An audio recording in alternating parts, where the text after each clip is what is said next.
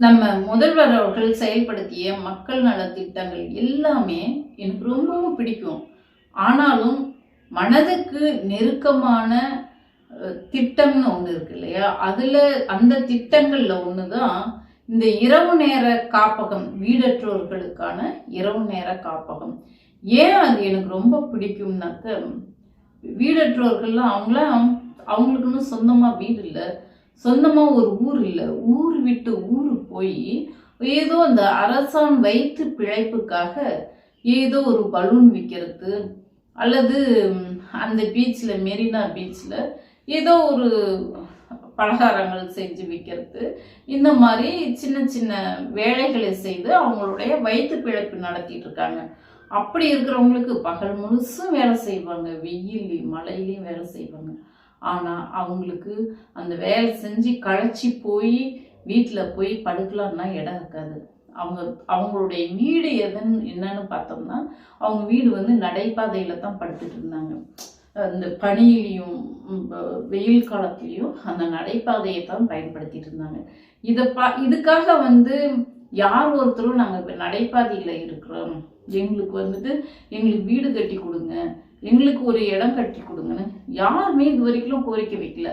ஆனால் நம்ம முதல்வர் மனிதநேயம் மிக்க முதல்வர் என்பதற்கு பல உதாரணங்களை சொல்லலாம். யாருமே கோரிக்கை வைக்காம அவங்களுடைய இந்த தெருவோரம் படுக்கக்கூடியவங்களுக்கு ஒரு தீர்வு காணணும் என்பதற்காக தான் மெரினா கடற்கரை ஓரமாக 50 லட்சம் ரூபாய் செலவுல 86 பேர் குடியிருக்கக்கூடிய வகையில அவங்களுக்கு தேவையான அந்த பாய், தலகணி, அந்த கட்டில், அவங்களுடைய பொருட்கள் வைக்கிறதுக்கு கட்டில், இன்னும் மற்ற பொருட்கள், அவங்களுக்குன்னு அந்த துணியெல்லாம் விற்கக்கூடிய அந்த பொருட்கள், இது போல 15 வகையான பொருட்களை கட்டணம் இல்லாமல் கொடுக்குறாங்க.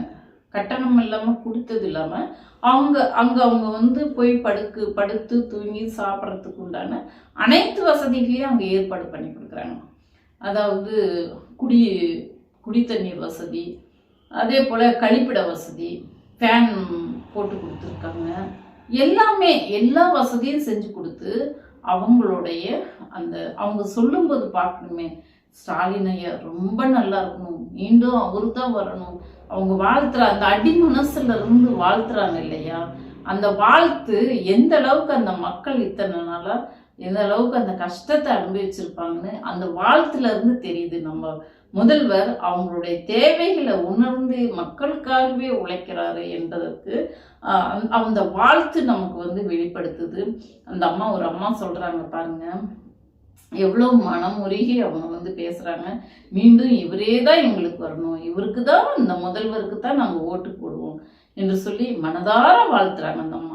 அந்த அம்மா பேசத்தையும் நீங்களும் கொஞ்சம் கேளுங்களேன்.